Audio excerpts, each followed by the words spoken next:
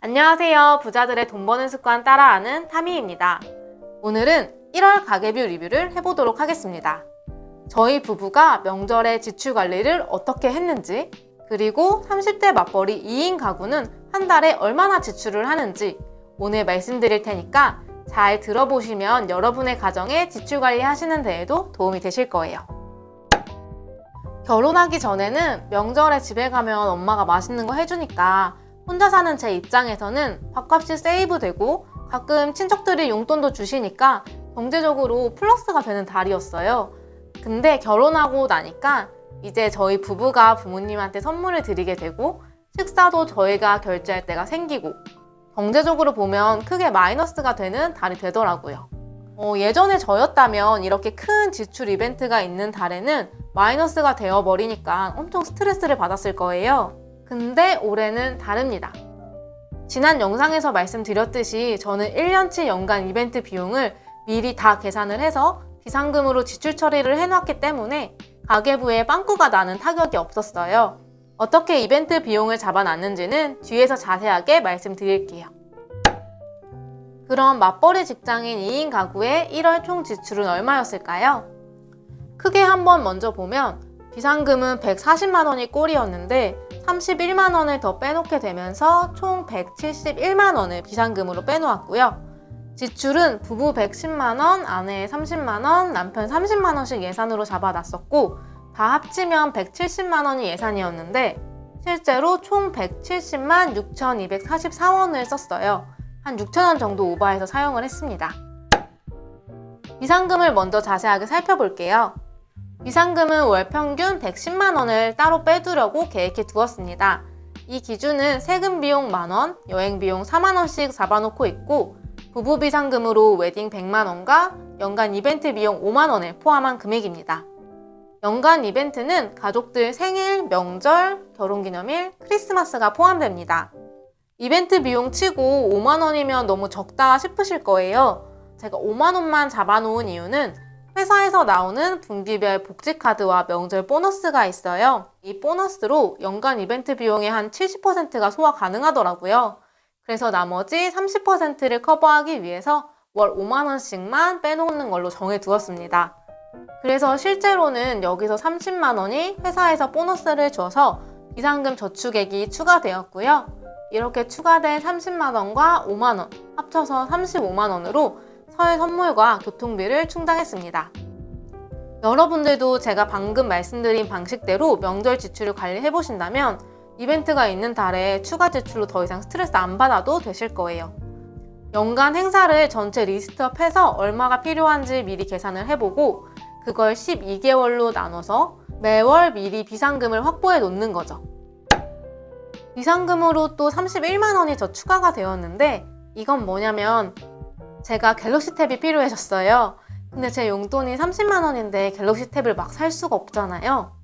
그래서 가지고 있던 아이패드를 팔아서 비상금 31만 원을 추가로 마련한 금액입니다.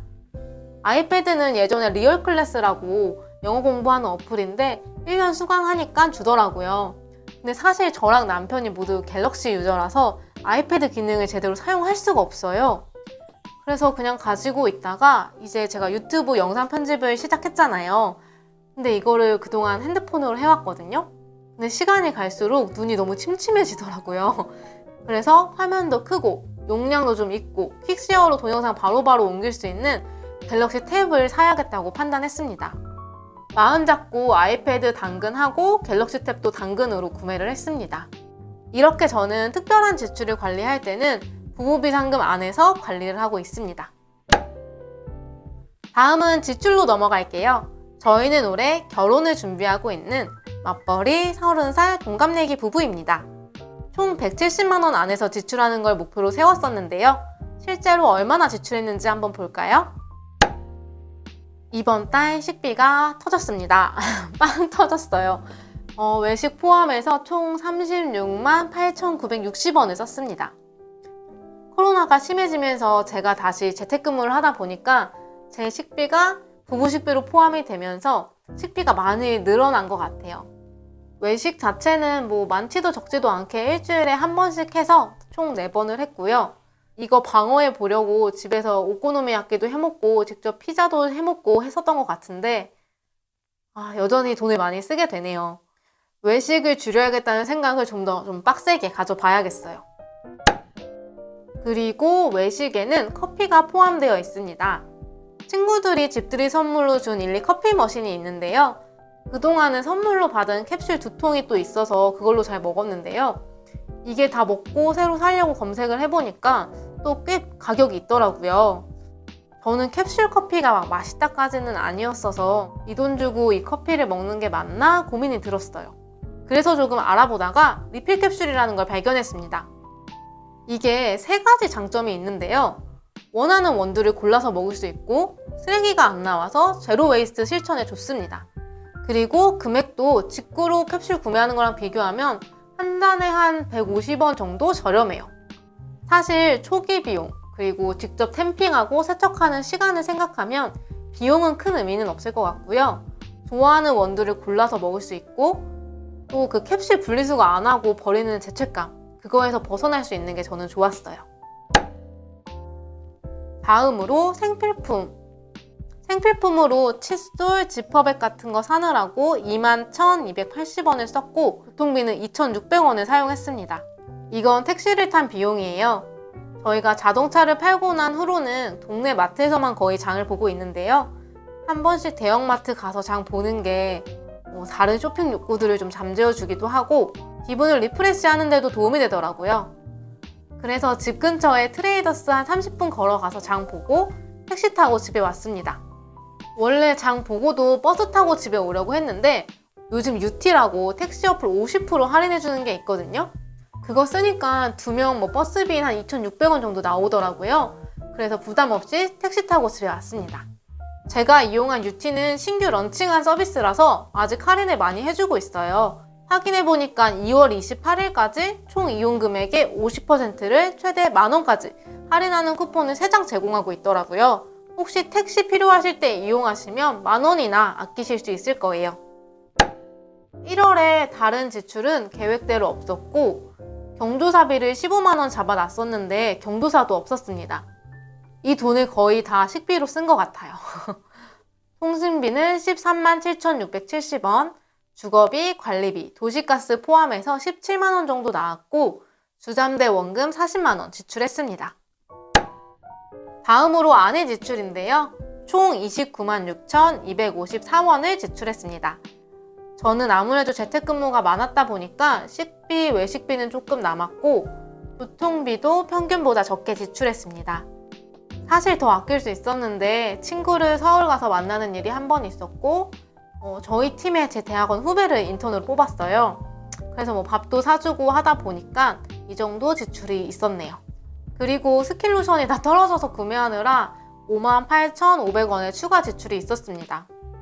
요즘 스킨로션 이런 거 왜 이렇게 비싼지 모르겠어요. 재택근무 안에서 식비 정상적으로 나갔으면 저도 마이너스 될 뻔했네요. 아무튼 다행히 예산 안에서 소비하였습니다. 마지막으로 남편 지출입니다. 남편은 식비 말고는 거의 고정 지출이에요.